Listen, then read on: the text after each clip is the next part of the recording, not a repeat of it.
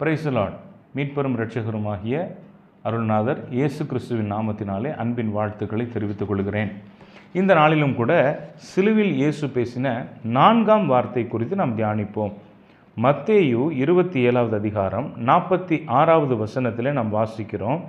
9ஆம் மணி நேரத்தில் Eli Eli லமா சபக்தானி, என் தேவனே என் தேவனே ஏன் என்னை கைவிட்டீர் என்று இயேசு கூறின சம்பவத்தை நாம் பார்க்கிறோம். யூதர்களோட டைமிங் படி காலையில் 3ஆம் மணி வேலை அப்படின்னு சொன்னால் நம்முடைய டைமிங் படி காலை 9 மணி. அந்த 3ஆம் மணி வேலையிலிருந்து 9ஆம் மணி வேலை வரைக்கும் இயேசு சிலுவையிலே தொங்கினார். அதாவது நம்முடைய டைமிங் படி காலையில் 9 மணியிலிருந்து மத்தியானம் 3 மணி வரைக்கும் மொத்தமாக 6 மணி நேரம் இயேசு சிலுவையிலே நமக்காக பாடுகளை சகித்து தொங்கினார். இந்த முதல் 3 மணி நேரத்திலே இயேசு கிறிஸ்துவிடமிருந்து ஒரு அமைதியும் நிதானமும் தெளிவும் வெளிப்படுவதை நாம் பார்க்கிறோம். அதே இந்த கடைசி 3 மணி நேரத்திலே இயேசுவிடமிருந்து தாங்கொண்ணாத வேதனையும் வியாகுலமும் மனவேதனையும் வெளிப்படுத்துவதை நாம் பார்க்கிறோம். இயேசு இந்த பூமிக்கு வந்த பொழுது அவர் மனிதனாகவும் வந்தார், தேவனாகவும் வந்தார். அவர் தேவகுமாரன், 100% அவர் தேவனாக வந்தார். அதே போல் அவர் மனுஷகுமாரனாகவும் தன்னை வெளிப்படுத்தினார். நம்மை போன்ற பலவீனமான மனிதனாகவும் அவர் வந்தார். யோவான் 1வது அதிகாரம் 14லிருந்து 18 வசனத்தை நாம் வாசித்து பார்க்கும் பொழுது, வார்த்தை மாம்சமாகி தேவனை வெளிப்படுத்தினார் என்று சொல்லி அந்த வசனங்களிலே இருக்கிறது. எனவே அவர் வார்த்தையானவர், அவர் தேவன், ஆனால் அவர் மாம்சமானார்.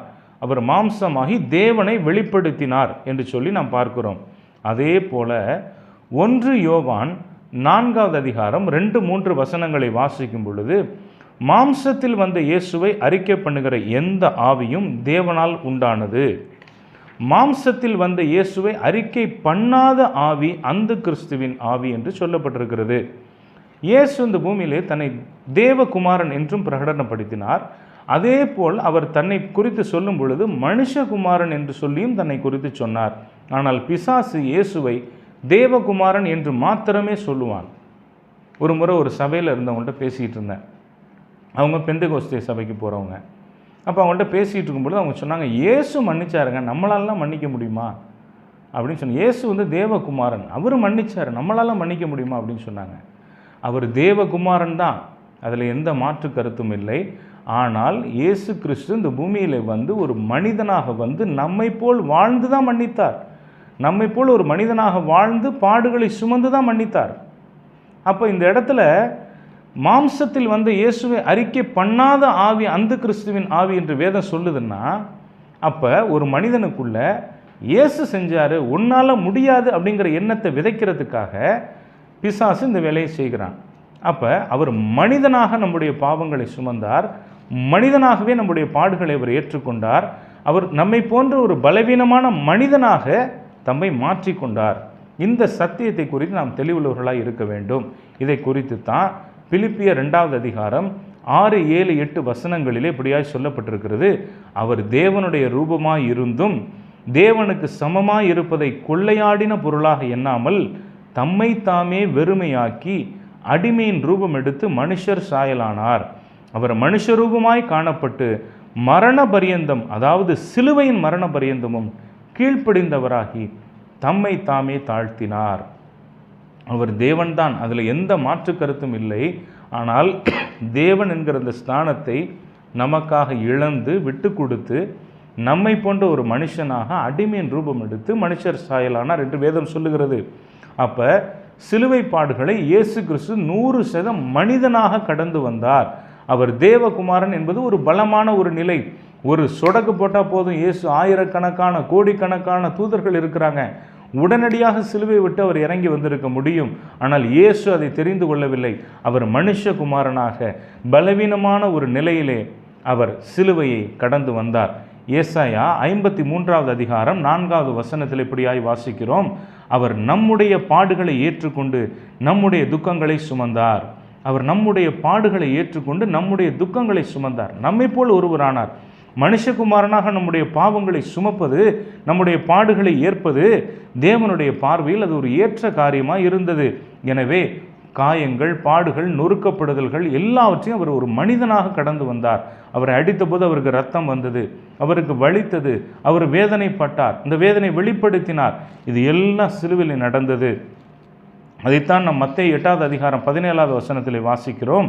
அவர்தாமே நம்முடைய பலவீனங்களை ஏற்றுக்கொண்டார். நம்மை போன்ற பலவீனமான ஒரு மனிதனாக அவர் வந்தார் என்பதை மீண்டும் வேதம் நமக்கு வலியுறுத்துகிறது. இந்த நேரம் இயேசு கிறிஸ்து என் தேவனே என் தேவனே ஏன் என்னை கைவிட்டீர் என்று கதறின அந்த நேரம் ஒரு மகா விசனத்தின் நேரம். இது ஒரு தவிர்க்க முடியாத ஒன்று.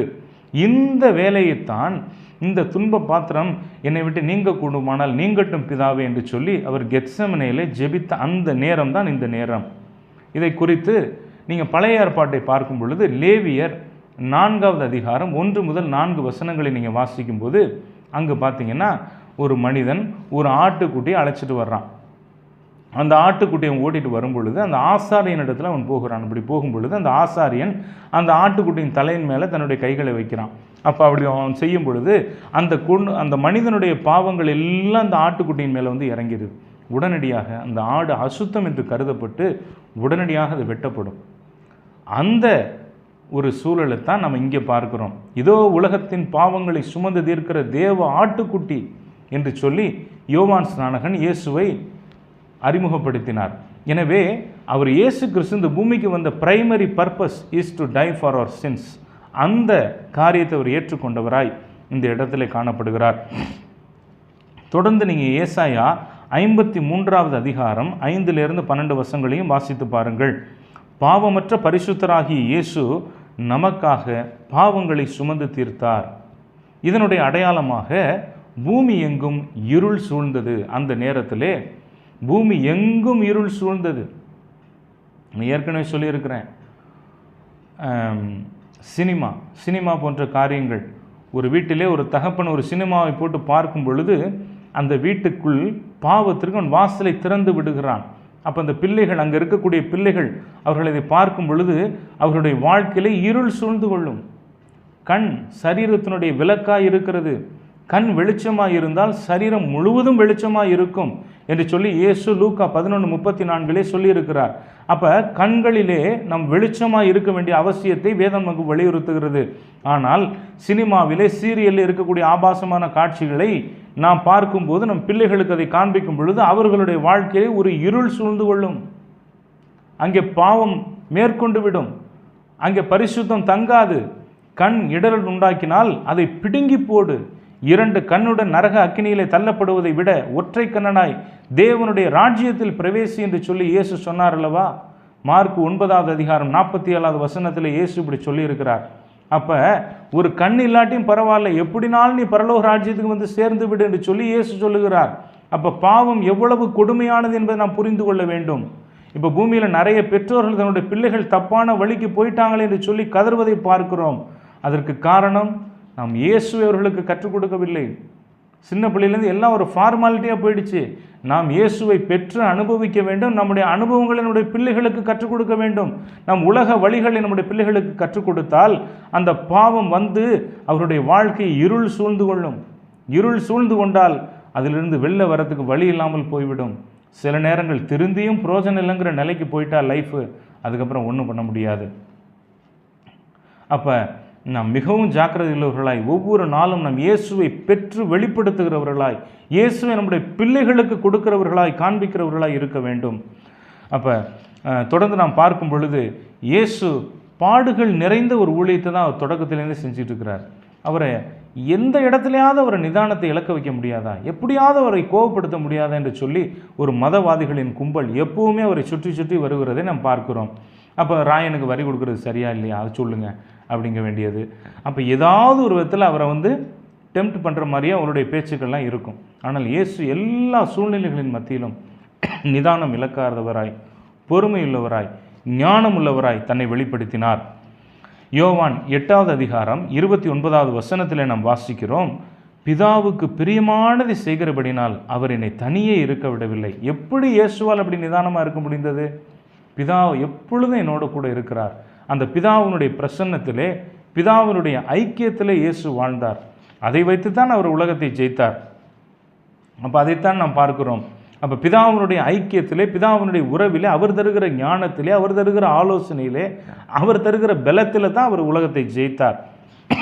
யோவான் 10வது அதிகாரம் 30வது வசனத்திலே நாம் பார்க்கிறோம், நானும் பிதாவும் ஒன்றாக இருக்கிறோம். we are together. அப்போ மீண்டும் மீண்டும் பிதாவுக்கும் தனக்குமான உறவை இயேசு மீண்டும் மீண்டும் வெளிப்படுத்தி கொண்டே இருக்கிறார். பல இடங்களில் வேதத்தில் நாம் வாசிக்கும் பொழுது யோவான் 10வது அதிகாரம் 38வது வசனத்தில் பார்க்கிறோம், பிதா என்னிலும் நான் அவரிலும் இருக்கிறதை நீங்கள் அறிந்து விசுவாசிக்கும்படிக்கு, நான் பிதாவுக்குள்ளே இருக்கிறேன், பிதா எனக்குள்ளே இருக்கிறார் என்று சொல்லி அவர் தேவ ஐக்கியத்தை மீண்டுமாய் வெளிப்படுத்துகிறார். இன்னும் யோவான் 14வது அதிகாரம் 9வது வசனத்தில் பார்க்கிறோம், என்னை கண்டவன் பிதாவை கண்டான், என்னை கண்டவன் பிதாவை கண்டான்.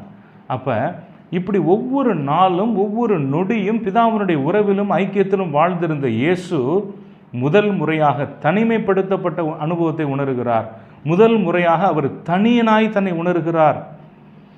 நாம் கிறிஸ்துவுக்குள் தேவனுடைய நீதியாகும்படிக்கு பாவம் அறியாத அவரை நமக்காக பாவமாக்கினார் என்று வேதம் சொல்லுது. 2 கொரிந்தியர் 5வது அதிகாரம் 21ஆம் வசனத்திலே, அப்ப நாம் நீதியாகும்படிக்கு, நாம் பரிசுத்தமாகும்படிக்கு பாவமே செய்யாத இயேசு பாவமாக்கப்பட்டார். இந்த உலகத்தின் அனைத்து பாவங்களும் அவர் மேல் சுமத்தப்பட்டது. அப்படி சுமத்தப்பட்ட போது பாவம் இருக்கிற இடத்துல பிதாவினுடைய பிரசன்னம் இல்லாமல் போனது. அந்த ஒரு நிலை, பிதாவினுடைய ஐக்கிய இழப்பின் வேதனையை தாங்க முடியாமல் தான் இதுவரைக்கும் அப்பா பிதாவே என்று அழைத்த இயேசு, என் தேவனே என் தேவனே ஏன் என்னை கைவிட்டீர் என்று சொல்லி கதறக்கூடிய ஒரு சூழல் ஏற்பட்டது. அப்போ பிதாவினுடைய ஐக்கிய இழப்பு, அவருடைய உடல் வேதனை, மனவேதனை எல்லாம் சேர்ந்து கொண்டது. அப்பொழுதுதான் அவர் சொல்லுகிறார் இந்த வார்த்தையை. இது சங்கீதம் 22:1வது வசனம். இது என் தேவனே என் தேவனே ஏன் என்னை கைவிட்டீர் என்று சொல்லி சங்கீதம் 22 இயேசுவை குறித்த ஒரு தீர்க்க தரிசனமான இயேசுவின் பாடுகளை குறித்து அதில் எழுதப்பட்டிருக்கிறது. அப்போ அந்த சங்கீதத்தை கோட் பண்ணி இங்கே இயேசு இந்த வார்த்தைகளை சொல்லுகிறார். பாவ மன்னிப்பு, பாவ விடுதலை இது சாதாரணமாக வந்ததல்ல, விலையேற பெற்ற ரட்சிப்பு. இது இயேசு உருவாக்கிய ரட்சிப்பு விலையேற பெற்றது. இது எந்த அளவுக்கு நம்முடைய வாழ்க்கையில் செயல்படுகிறது என்பதை நாம் நிதானித்து அறிய வேண்டும், ஆராய்ந்து பார்க்க வேண்டும். ஒவ்வொரு நாளும் இந்த ரட்சிப்பின் அனுபவத்தில் நம்ம இருக்கிறோமா? இந்த ரட்சிப்பின் அனுபவம் நம்முடைய வாழ்க்கையினுடைய எல்லா பகுதிகளிலும் கடந்து வந்துருச்சா? இன்னும் குறைவுபடுறோமா? எல்லா பகுதியிலும் மனம் திரும்பலின் வெளிச்சம் ஒவ்வொரு நாளும் ஊடுருவி கொண்டே இருக்கிறதா? இல்லை இன்னும் இருள் நிறைந்த பகுதிகள் நம்முடைய வாழ்க்கையில் இருக்கிறதா? தேவனுக்கு பிரியமில்லாத விஷயங்கள் இருக்கிறதா என்பதை நாம் கண்டிப்பாக நிதானித்து ஆராய்ந்து பார்க்க வேண்டும். எபிரேயர் 2வது அதிகாரம் 4வது வசனத்தில் நாம் வாசிக்கிறோம், இவ்வளவு பெரிதான ரட்சிப்பை குறித்து நாம் கவலையற்று இருப்போமானால் தண்டனைக்கு எப்படி தப்புவோம்?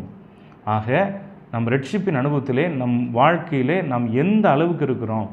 அதில் ஏதோ என்றைக்கோ ஒரு நாள் ரட்சிக்கப்பட்டுட்டேன் அப்படிங்கிறது இல்லை. அனுதினமும் அந்த அனுபவத்தில் இருக்கிறோமா? அனுதினமும் தேவ ஐக்கியத்தில் இருக்கிறோமா? அனுதினமும் நம்முடைய உணர்வுகளை தூக்கி பிடிக்கிறோமா? அல்லது பரிசுத்த ஆவியினால் வரக்கூடிய தெய்வீக உணர்வுகளுக்கு கட்டுப்பட்டு வாழுகிறோமா? அவர் கட்டுப்பாட்டின் ஆவியானவர், அவருடைய ஆளுகையில் இருக்கிறோமா? இல்லை நம்ம உணர்வுகளால் நாம் நடத்தப்படுகிறோமா என்கிற ஒரு கேள்வி நமக்கு நாமே கேட்க கடவோம்.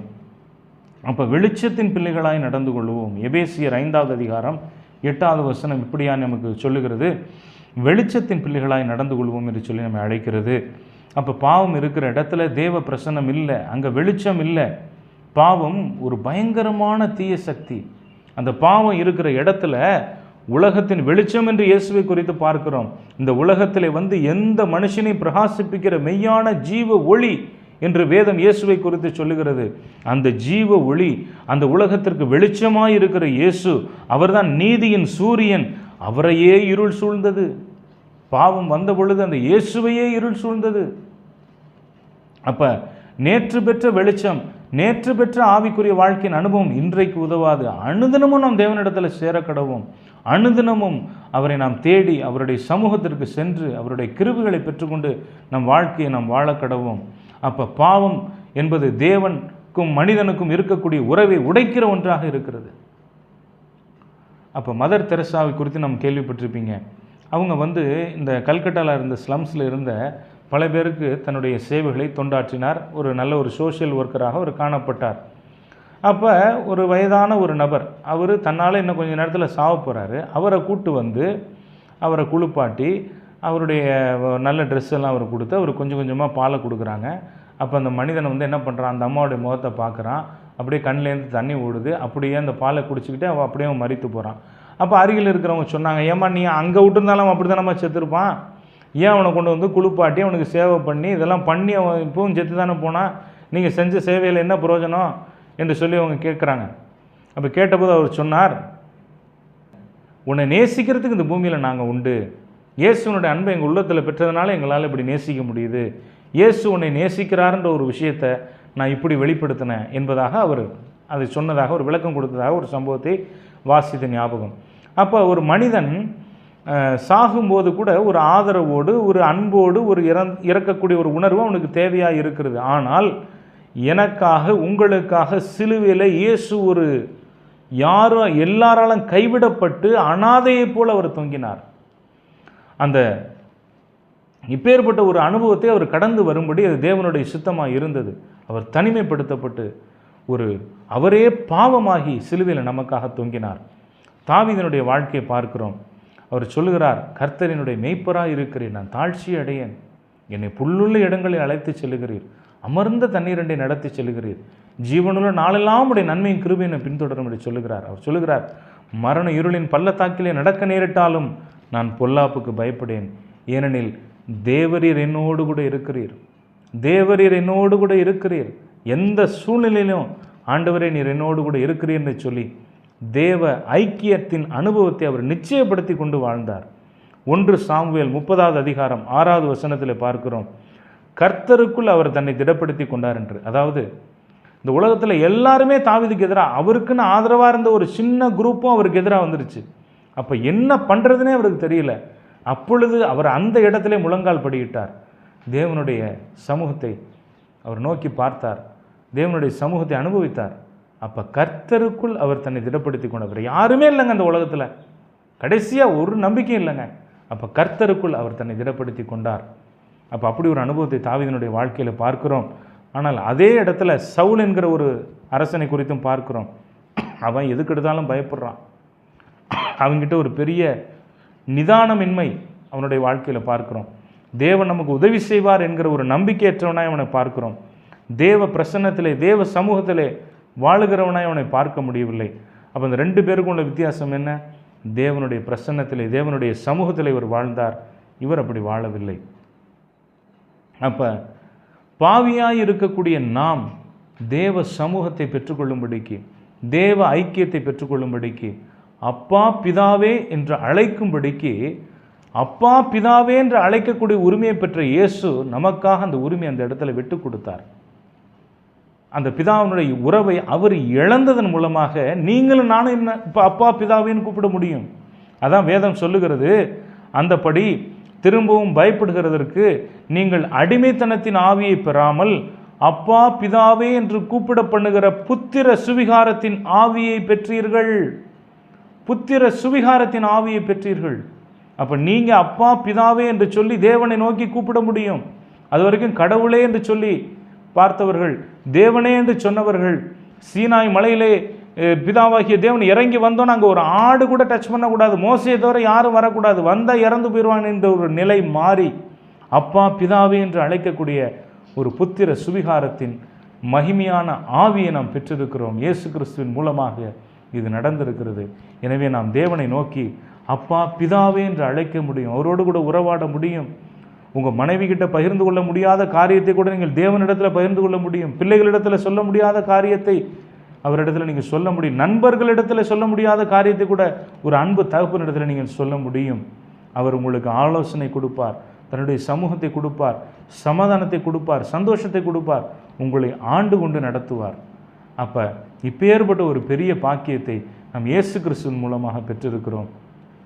இப்பொழுதும் கூட நாம் ஜெபிப்போம். அப்பா பிதாவே மக்கு ஸ்தோத்திரம், இயேசுவே மக்கு ஸ்தோத்திரம், பரிசுத்த ஆவியானவரே மக்கு ஸ்தோத்திரம்ப்பா. ஆண்டவரே, அப்பா பிதாவே என்று அழைக்கப்படக்கூடிய புத்திர சுவிகாரத்தின் ஆவி எங்களுக்கு பெற்று தந்திருக்கிறீரே இயேசுவே. ஒருபோதும் ஆண்டவரே எங்களுடைய வாழ்க்கையில் இந்த உரிமையை நாங்கள் இழந்து விடக்கூடாதுப்பா. அப்பா பிள்ளைங்கிற உறவுக்கு இடைஞ்சலாக வரக்கூடிய எந்த ஒரு பாவத்தையும் எங்களுடைய வாழ்க்கையில் நாங்கள் இடம் கொடுத்து நாங்கள் தேவ ஐக்கியத்தை, தேவ சமூகத்தை இழந்து விடக்கூடாது ஆண்டவரே. ஒவ்வொரு நாளும் நாங்கள் உங்களுக்குள்ளேயும் நீங்கள் எங்களுக்குள்ளேயுமா இருக்கணும்ப்பா. மெய் தேவனாகிய உம்மையும் நீர் அனுப்பின உம்முடைய குமாரனாகிய கிறிஸ்து இயேசுவையும் அறிவதே நித்திய ஜீவன் என்று சொன்னீங்களே. ஒவ்வொரு நாளும் உங்களை அறிகிற அறிவில் நாங்கள் வளரணும்ப்பா. உங்களுடைய சமூகத்தில் நாங்கள் வாழணும்ப்பா. உம்முடைய கிருபைகளை பெற்று அனுபவிக்கணும்ப்பா. பரிசுத்த ஆவியானவரால் பலப்படுத்தப்பட்டு வாழணும்ப்பா. உம்முடைய நாமத்தை மகிமைப்படுத்தணும்ப்பா. இயேசுவின் நாமத்தில் ஜெபிக்கிறோம் பிதாவே. ஆமேன், ஆமேன், ஆமேன். தேங்க்யூ. God plus.